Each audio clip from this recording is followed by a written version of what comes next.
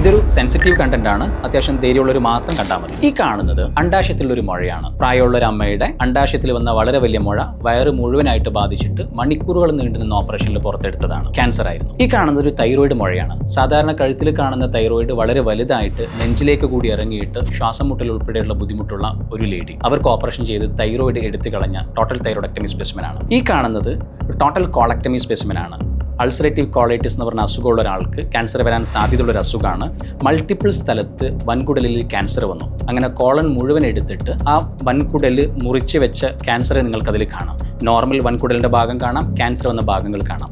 Robotic സർജറിയാണ് ചെയ്തിരുന്നത്. ഈ കാണുന്നത് യൂട്രസും അണ്ടാശയങ്ങളും ലിംഫ് നോഡ്സും വരുന്ന സ്റ്റേജിങ് ലാപ്രോസ്കോപ്പി അല്ലെങ്കിൽ ലാപ്രോസ്കോപ്പിക് സ്റ്റേജിങ് കഴിഞ്ഞിട്ടുള്ളതാണ്.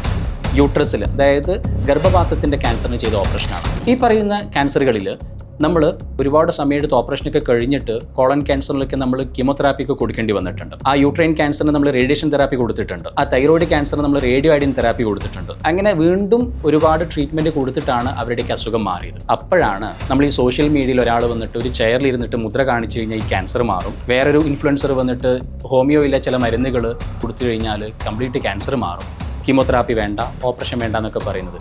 അപ്പം നിങ്ങളൊന്ന് ചിന്തിച്ചു നോക്കുക.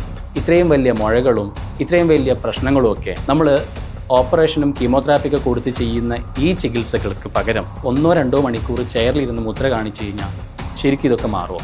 നിങ്ങൾ തന്നെ തീരുമാനിക്കും.